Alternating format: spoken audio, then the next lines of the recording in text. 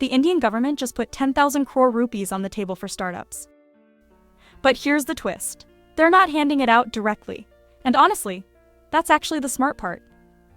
This is Startup India Fund of Funds 2.0. FoF 2.0 for short. And it works like this. Instead of the government playing venture capitalist and picking individual startups to back, which, let's be honest, governments aren't exactly great at.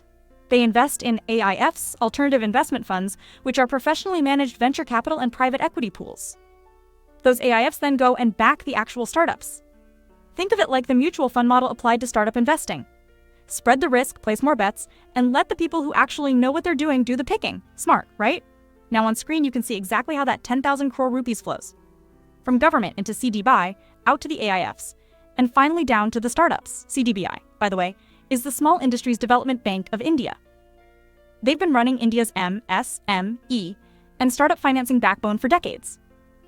They know this terrain cold. And here's something most people gloss over.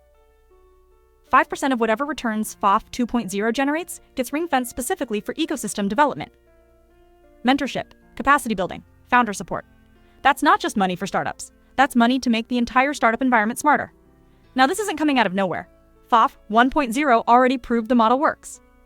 And the numbers are right here on screen. 25,548 crore rupees deployed, 1,371 startups backed across 29 states, and over 2 lakh jobs created. That's a mid-sized city's worth of livelihoods built entirely on startup capital. Not bad for a first attempt. FoF 2.0 effective April 13th, 2026 won't drop all 10,000 crore rupees at once either. Dispersals are spread across the 16th and 17th Finance Commission cycles. Multi-year, steady deployment. That matters because it's not an election season. It's a structural, long-term commitment to building innovation infrastructure. So that's the what and the how. But the real question, who actually gets access to this money and what kinds of startups are now in the frame? That's exactly what we're getting into next. So now the real question. Does any of this actually matter to you? Let's find out which side of the line you're on. The clearest winners here are deep tech startups.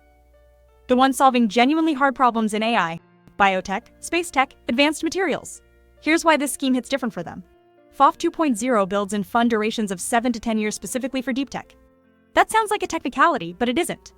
Most deep tech founders spend years burning through R and AMP-D before they see a single rupee of revenue. Regular investors? They're not waiting that long. Patient capital is exactly what deep tech needs, and this scheme is designed to fund the funds that will actually provide it. Next up, tech-driven manufacturing. Think Make in India, but with actual engineering behind it. Electronics, precision components, industrial tech built on Indian soil. These companies get a dedicated funding segment, which means AIFs focused here will have real capital to deploy.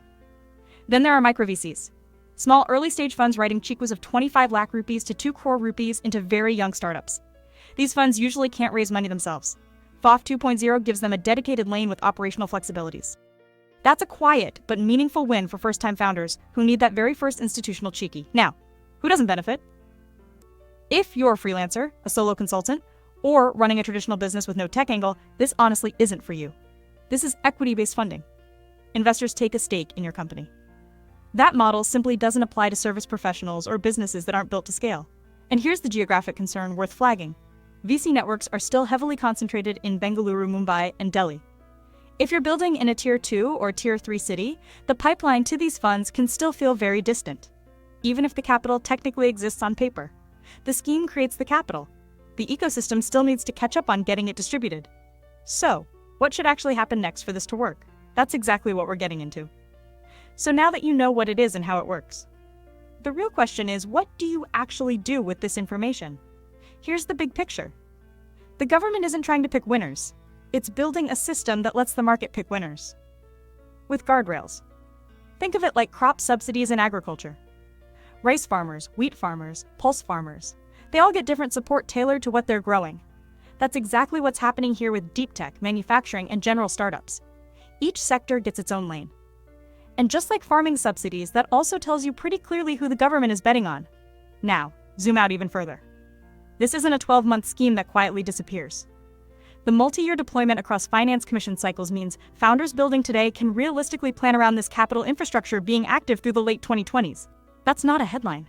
That's a planning horizon. If you're pre-Series A with a tech core, your entry point is the micro VC segment. Find the funds backed by CDBI through this FoF and pitch them. If you're in deep tech or manufacturing and slightly more mature, The longer fund durations mean you can finally stop compressing your R&AMP-D roadmap to fit a nervous 3-year investor clock.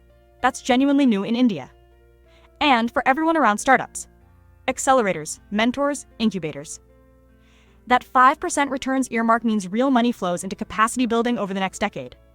FoF 2.0 won't fix your GST headaches or your loan EMI tomorrow, but is quietly reshaping who gets funded, for how long, and with what kind of support around them.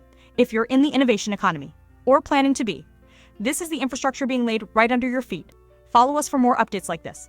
Thanks for watching, and don't forget to follow us on YouTube, Instagram, and X.